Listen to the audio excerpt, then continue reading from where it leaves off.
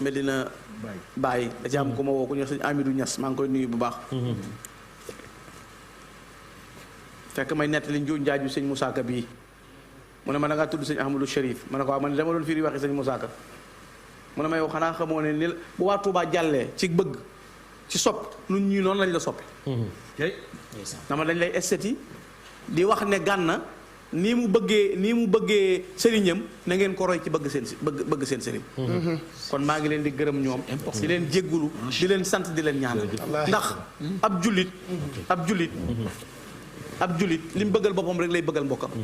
waaye yar boobu ma seetlu ci ñoom ak dal googu ak teey googu nga xam ne ku la ci jot buy wax ak yow ci yiiw lay waxee yow ak dal loolu lu ma marqué la. lu ma frappé la.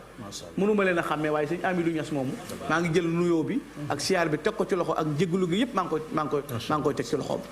di leen sant di ko mbooleem ñëpp. di leen gërëm. di leen sant.